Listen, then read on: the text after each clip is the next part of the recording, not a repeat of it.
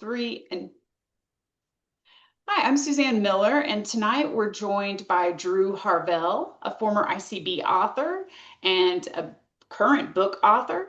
So, Drew, I'm going to let you take it away and tell us everything you came to tell us. Okay, first I have to send a request to share to you. Then I think I can, it says sharing's not turned on, so I um, allowed it. There we go.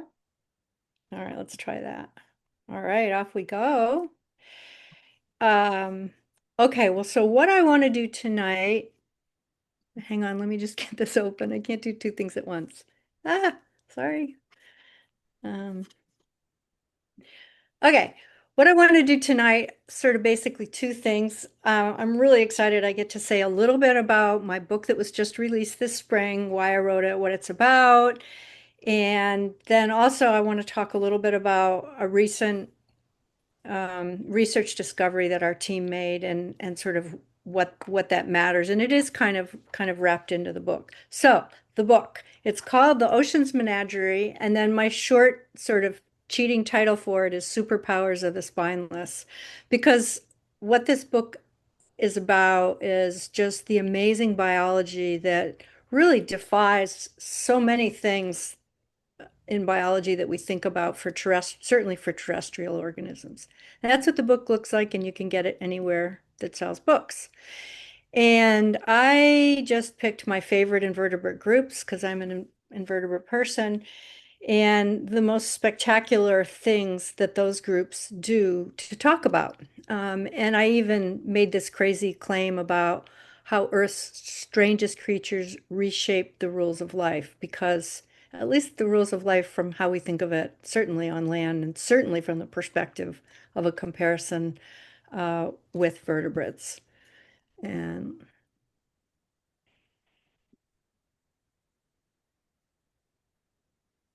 and I like to start with this.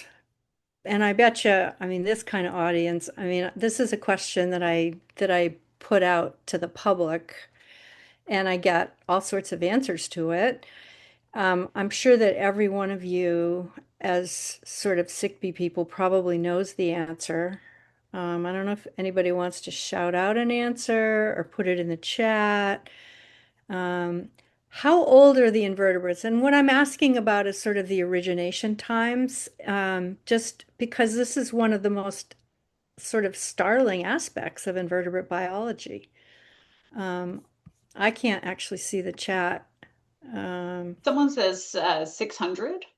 okay, probably everybody says 600. I know that's a kind of an obvious question for you guys, but the public doesn't know, and a lot of them sort of the origination dates of dinosaurs stick in their mind. So a lot of times people say 200 million years ago because they can't really fathom that something is actually 600 million years old. And of course, you know the dinosaurs came and went from about 250 million years to, I don't know, down to less than that.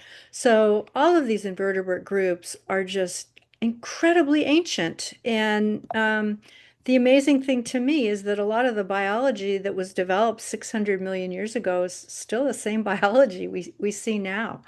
And given how fast our oceans are changing.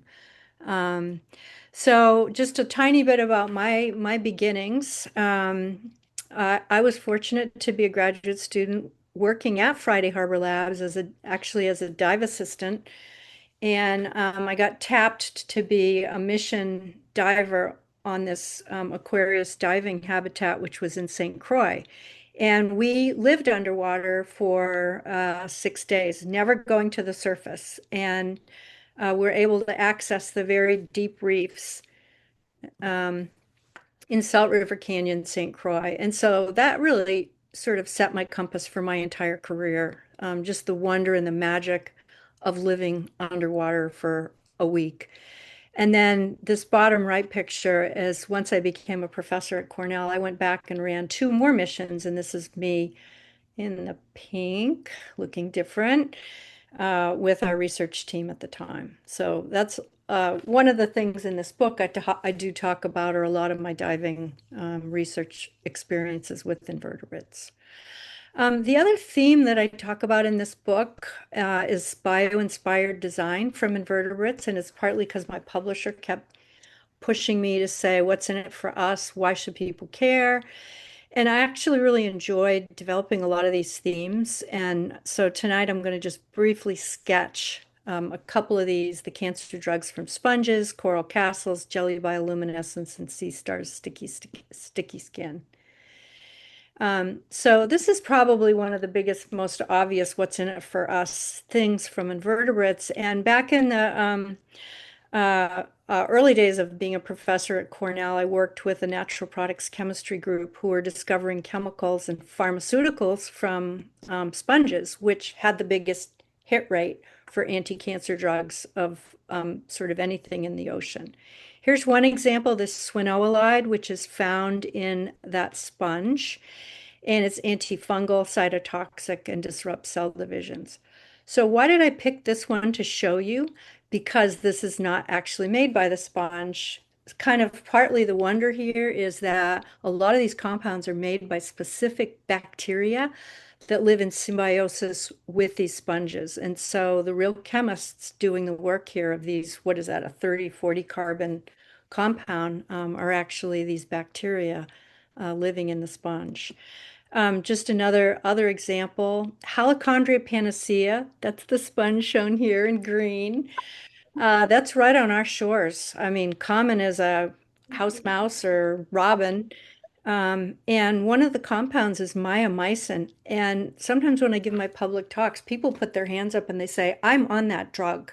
And it's amazing. And so Helicondria aucadi also makes another one. So that's a little bit of a kind of a glimmer of what I would call the superpower of sponges or the sponge symbiosis with bacteria.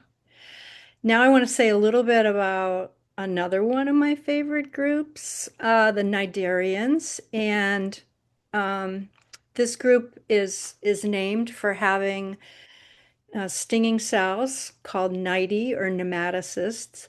And all of them in this group make those stinging cells and use them, but only some of them are super dangerous. So the Portuguese man of war, of course, has very dangerous nematocysts that can make people very endangered. Um, the the Cuba medusae can easily kill people, and so those are the stinging cells, but they characterize all of the critters in this group, whether they're sea anemones or corals. And then I want to say a little bit more about some of these particular groups. As a biologist, I've spent a lot of my career working on coral reefs, which of course house so much of our marine biodiversity. And these are just some pictures that I took.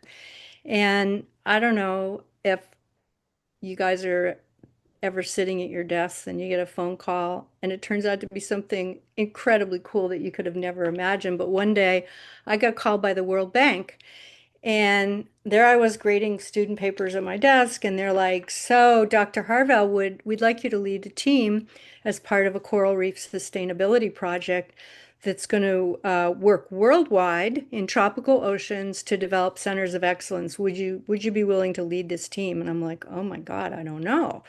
Anyway, I did say yes. And so I just want to show you a little bit of some of the places that we were.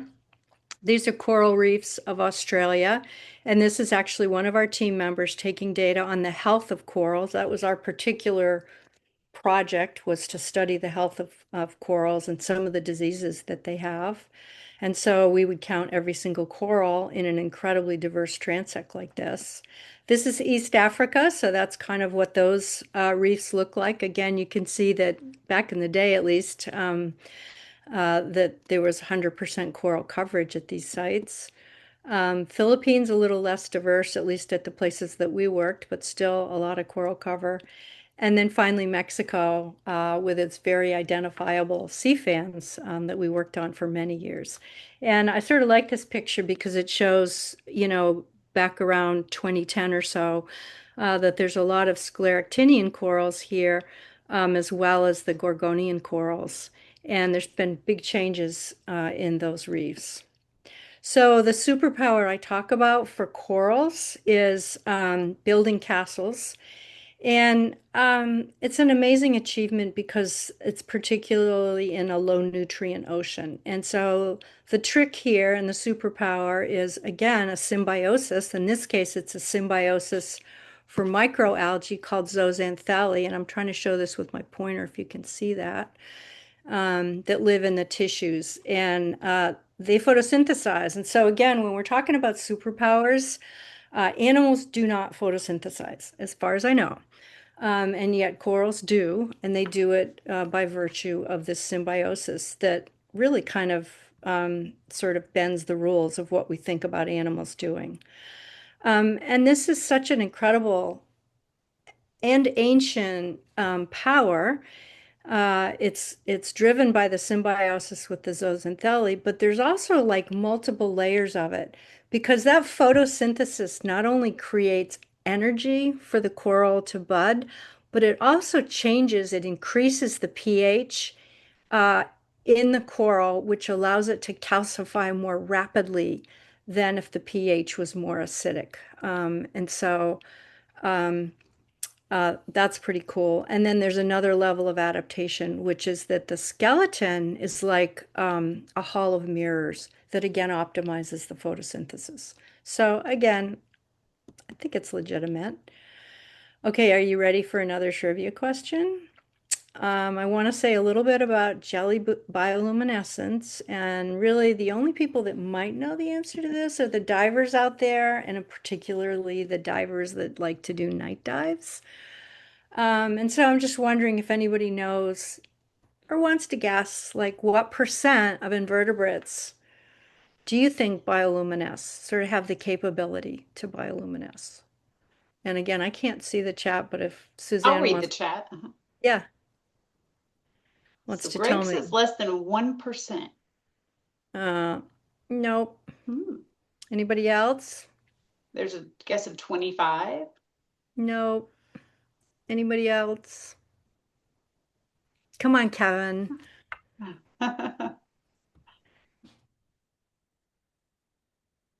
Kevin said he would have guessed 26. And Sarah Really? says 80. Oh, that's it. That's a good. Who said Ah, that? Who said 80? Sarah. Good job.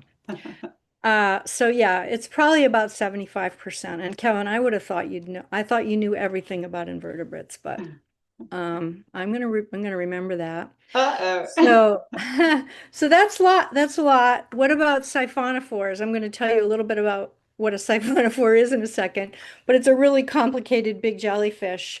And virtually 95 to 97, I'm just giving you the answer, uh, percent of them bioluminescent in the deep ocean. Now, this is, Kevin will probably know the answer to this. Who discovered the bioluminescent proteins and green fluorescent protein? And I'm about to tell you that. Um, I'll give you a second if anybody knows the answer to that. Seeing No, any answers there? Greg said with All right. over a mil, I'm not sure which part this pertained to, but it seemed worthy of saying for sure. With over a million insects, really? That was Greg's way in there. The invert part. Oh, that's fair. Right. Thank you for that. Okay. Sorry. I wasn't talking about terrestrial insects. I was just talking about marine invertebrates, but good point. Thanks for catching. Okay, so this was one of my experiences of bioluminescence that was really kind of transformative for me. When we were in the habitat, living in this underwater habitat, we would look out this window at night or during the day or any time. This is actually Sylvia Earle, that's not me. But she did it too. We're both aquanauts. And this is what we would see when day turned to night. And these are ostracods, which are these tiny little seed shrimp, but they're just like a firefly underwater.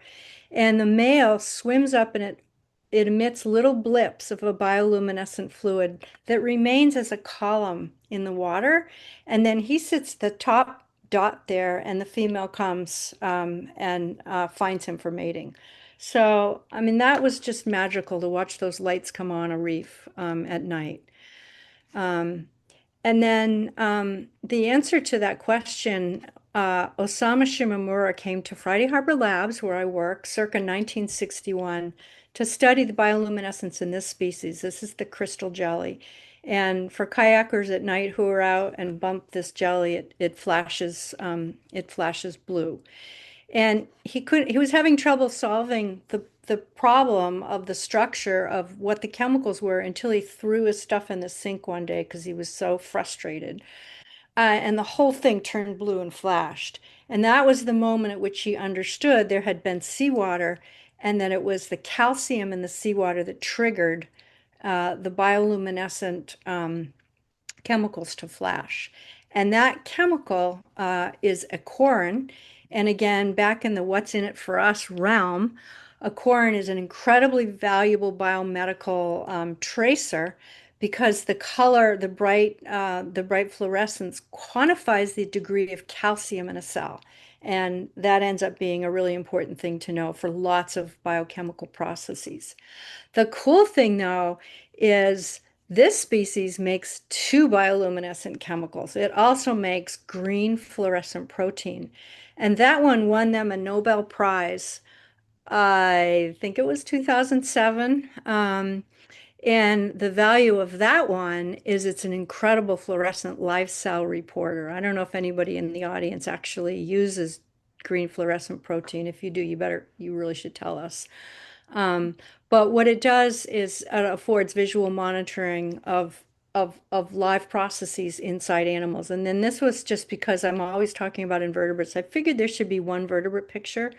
So this poor little mouse is still alive, but it's been exposed to tumors which are tagged with GFP. So in this live mouse, you can see this fluorescent tumor growing. So that's how GFP works.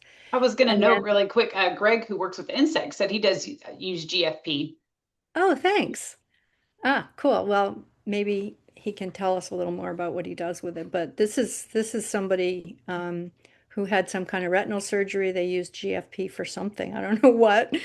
And then these are just some neurons that have been tagged with GFP.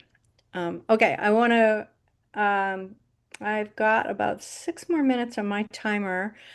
Um, all I have time for is a few of these vignettes tonight, but I do want to say a little bit about the sea star's sticky skin. And I also want to highlight one of the really exciting things in doing this book is Andrea Dingeldine's beautiful images. So we co-designed these, and this is the one she did at the chapter opening for the Sea Star chapter, but she's got a different one for every one of the chapters, and they're all really beautiful. Um, and the story about the sea star, I mean, okay, probably none of you are really good at just like with your bare hands opening up clams or mussels. In fact, I'm pretty sure you can't do it. But sea stars do it. And the way they do it is they have the suction cups on their tube feet that create some holding power. And then they actually create cross-linking in their skin at the touch of a neuron that allows them to hold a posture and be perfectly stiff. And so it's this ability to cross-link, and that's what all these little lines are between these collagen fibrils, the ability to cross-link that allows skin to go from stiff to slack. And the thing that's cool about it, it's called a smart material. And here's where the what's in it for us comes in. It's called a smart material because it happens at the charge of a neuron. So it's under electrical activity, which means technically you could bioengineer it to be modified by light if you put in the rhodopsin genes, for example. We're not going to do that. So anyway, this is a very valuable smart material that's used for thinking about how to replace tendons and ligaments in people also. And it's got a big name. I call it sticky skin, but it's mutable collagenous tissue of echinoderms. Now, despite being having incredible superpowers, the ability to open clams and mussels, the smart skin, um, and being incredible predators. So here, this is the sunflower star. It's the largest star in the world. This thing is as big around as a bicycle tire, 24 arms. It is formidable and tough underwater. And yet it was taken down starting in 2013 by one of the smallest things in the ocean, a disease that caused big stuff to happen. And by the way, this epidemic continues. We had a 98% decline in sunflower stars in the continental US. Over 20 species of star were affected by this epidemic that extended from San Diego all the way to Alaska. But the sunflower star was the most susceptible of all of them, and it's driven literally onto the endangered species list by that.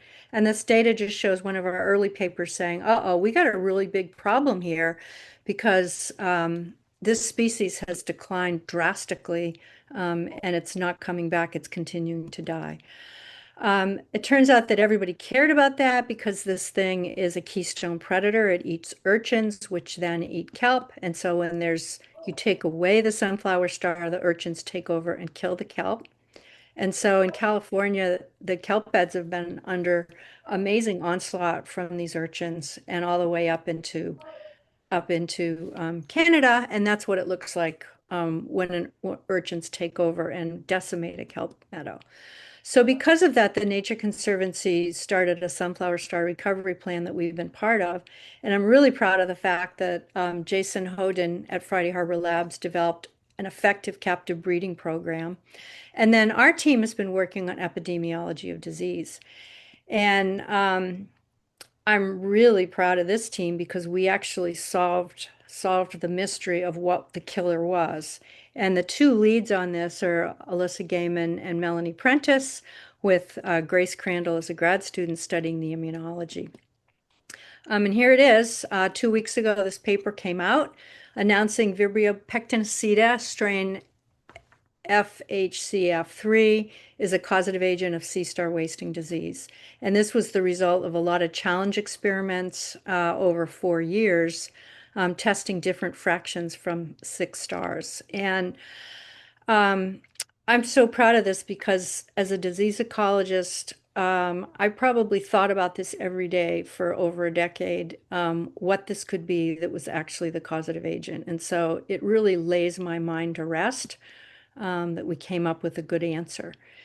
And I don't really have time to go into the detail of this, but the cool thing is in the experiments, uh, we showed that the various things that we exposed the stars to, whether it was water from a 6 star, homogenate from a 6 star, coalomic fluid from a 6 star, or these 3 or 4, in this case, pure cultures, cause the various signs of disease, which is arm twisting, arm dropping, and, well, mortality. And the pure cultures that we tested, the FHCF3, did it much more rapidly. So this is time here. And so this was an incredible paper that got some of you may have even seen some of the press on that. And this discovery is unlocking the possibility to be able to move forward with conservation breeding for this species, and to also be able to monitor the health of released captives that have been captively reared. So it's really pretty exciting. The reason I have this picture here of that's a baby sunflower star. That's the larva. And that has now been successfully cryopreserved. And so this is a key component of the conservation breeding program, the ability to preserve the genetic diversity.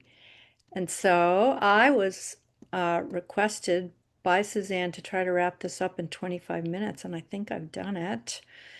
I do want to just show you the cool art that's in my book because I'm really pretty excited and love every one of these pictures. So those represent each of the chapters in the book. Um, and sorry, I couldn't do, oops, we're not going to do that. Um, I think, let me just see if I had a closing slide here. Sorry, that got a little bit out of place. because I had to skip the nudibranchs because we just didn't have time for it. But maybe another time. So I I'm kind of done with my talk.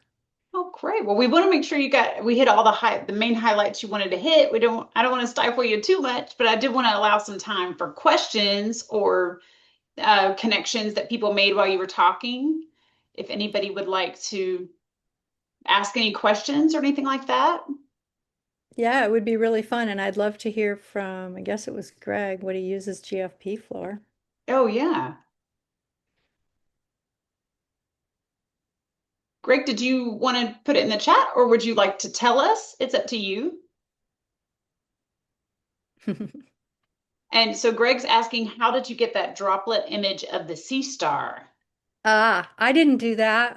That was done by the Sunflower Star Laboratory. And it's a really cool picture that one of their um, uh, lead persons breeding those was able to take. It is a really cool picture, isn't it? Um, Yeah, that is a neat one. I was going to go back to that. Oh, That's, yeah. isn't That's that an amazing amazing. picture? I don't know how he got it, but he is actually really proud of it. Yeah. Well, and to answer your question, he was saying that he uses GFP for labeling neurons. Oh, of course. Yeah, Yeah. that is kind of the standard thing to do. I'll just play this while we're talking, but Yeah. um, I is it? was curious about sort of anything that surprised you when you got to go to the different areas and look at the reefs. Were there sort of any real drastic differences or similarities that surprised you in the different regions? Oh boy, there were so many things. I mean, Australia and the Indonesian reefs just, I mean, they were constantly a surprise just because of the biodiversity, right? The Indonesian reefs are the center of coral biodiversity. So there's, it's probably over 700 species there. So just the diversity and just the beauty of all the different life forms, for sure. And that extends not only to the corals, but it's something like this is a nudibranch here from our waters, Aeolidia papulosa that eats sea anemones, but just other groups like the diversity of nudibranchs was incredibly surprising and beautiful and Hmm. exciting. So I guess I would say that. Yeah. The nighttime, so when I was an aquanaut and living in the Aquarius habitat, the thing that surprised me was when we would go out at night, and we had to go out at night because coral um, polyps are typically only out at night. During the day, they photosynthesize, but at night, their polyps come out and so they can catch zooplankton. And so we were studying fights between corals, so we had to see the polyps at night. So we'd be out cruising around the reef at night, and the fish sleep. And so you'd have parrotfish, you could watch them swim onto the reef just as the sun was setting. They find a little nook and cranny into the reef. They lay down like on their side. They create a little mucus sleeping bag and they go to sleep. And so when you're diving, you can go and pick them up. And then they sort of shake it off and swim away. But so that Oh, was maybe that's the most surprising thing. that's interesting. And Kevin had a one. He said, "Congratulations on solving sea star wasting disease. I was curious if other opportunistic microorganisms are moving in after the sea star becomes sick, and if there are any particularly harmful players at that stage of infection." Um, I think we will know the answer to that.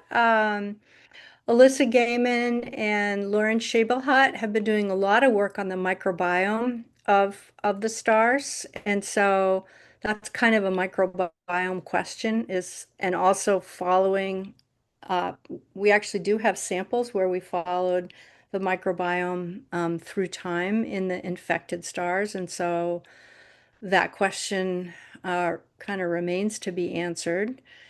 Um, I think the exciting thing about, and the thing we worried about that's related to that question with the Vibrio pectinacida was, of course, is it the primary, killer, or could it be a secondary infection? And I think that's how we missed it for so long, because we were kind of discounting Vibrios as being primary infectious agents because they are so often kind of a secondary thing that comes in.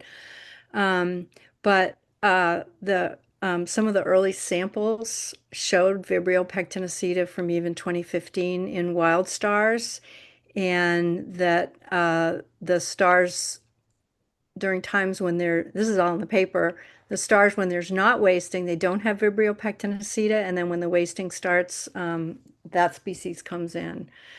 And so, I think the million-dollar question now for us will certainly be, where did it come from? Has it been in was it in the ocean before this outbreak in 2013? Or has it been introduced? And we don't know the answer to that yet. But that's a question now that can be asked. Yeah. Hmm. Well, maybe some of what I'm going to ask you just answered a bit, but maybe not. Maybe you have a different answer. I'm always curious, kind of in a wrap up of what are you excited about next? What's next for you? Um, I am really excited to know more about the dynamics of transmission of this pathogen in nature.